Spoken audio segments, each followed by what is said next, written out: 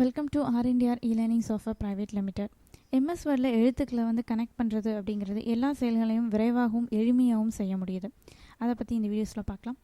அதாவது ஒரு எழுத்தை சேர்க்கணும், நீங்கள் ஒரு டெக்ஸ்ட் பண்ணி அடிச்சு வச்சுருக்கீங்க அப்படிங்கும்போது அதை வந்து ஒரு புதுசாக ஒரு எழுத்தை சேர்க்கணும் அப்படிங்கும்போது எப்படி நீங்கள் சேர்ப்பீங்க அப்படின்னா, உங்களோட டாக்குமெண்ட் ஓப்பன் பண்ணியிருக்க நிலையில் நீங்கள் கர்சரை வந்து எங்கே முடிச்சிருக்குன்னு நினைக்கிறீங்களோ, அதாவது எண்டு ஆகட்டும் இல்லை இன்பிட்வீன் ஆகட்டும், எங்கே வேணாலும் உங்கள் கர்சரை வந்து இடையில வச்சு நீங்கள் வந்து ஸ்டார்ட் பண்ணிக்கலாம். இந்த மாதிரி உங்களோட டெக்ஸ்ட்டை வந்து நீங்கள் டைப் பண்ண ஸ்டார்ட் பண்ணிக்கலாம். இது வந்து எழுத்தை சேர்க்குற முறையாகும். இதில் வந்து ஒன்ஸ் வந்து உங்களோட நீங்கள் அடிச்சிருக்க டெக்ஸ்ட்டை வந்து டெலீட் பண்ணணும் அப்படின்னு நினச்சிங்கன்னா, அதாவது ரிமூவ் பண்ணணும் அப்படின்னு நினச்சிங்கன்னா அது எப்படிங்கிறத பார்க்கலாம். நீங்கள் டைப் செய்துள்ள ஒரு எழுத்தை வந்து அது வந்து எழுத்தாகட்டும் இல்லைன்னா ஒரு பேராவாகட்டும் எதுவாக இருந்தாலும் அது மேலே மவுஸால் செலக்ட் செஞ்சுக்கணும் ஃபஸ்ட்டு. நீங்கள் இப்போ ஃபஸ்ட் இதை வந்து நான் பண்ணிக்கணும் அப்படின்னா இந்த லெட்டரை நான் வந்து செலக்ட் பண்ணிக்கணும்.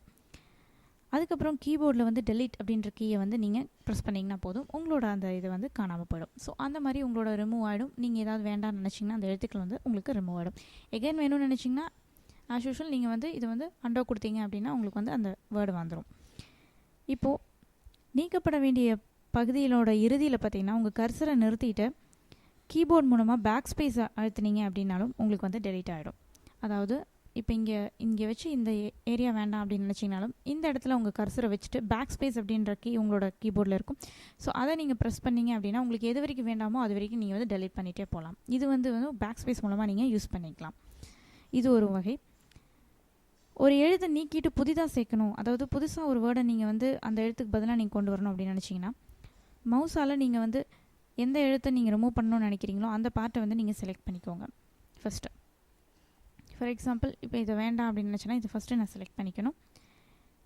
அந்த எழுத்தை வந்து செலக்ட் செஞ்சுருக்க நிலையிலேயே தேவையான எழுத்துக்களை வந்து நம்ம டைப் பண்ண ஆரம்பிச்சிடலாம். இப்போ இது வந்து செலக்ட் ஆகிருக்கு. ஸோ இதுக்கு பதிலாக நான் பண்ணணும் அப்படின்னு சொன்னால் நீங்கள் பார்க்கலாம், அந்த செலக்ட் பண்ண எழுத்து அது வந்து இல்லை. இப்போ எனக்கு அதுக்கு பதிலாக நான் டைப் பண்ணிகிட்ருக்க எழுத்து வந்து எனக்கு அதில் வந்து டைப் ஆகிட்டுருக்கு. ஸோ இதனால் வந்து பார்த்திங்கன்னா செலக்ட் செஞ்சிட்ருக்க எழுத்தை வந்து நீங்கள் நீக்கிட்டு அந்த இடத்துல புதுசாக வந்து ஒரு எழுத்தை வந்து நீங்கள் டைப் பண்ண முடியுது.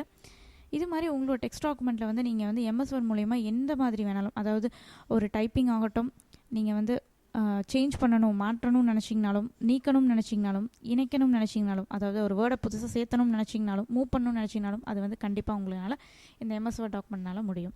தேங்க்ஸ் ஃபார் வாட்சிங் video. For more videos please lock on to www.rndir.com.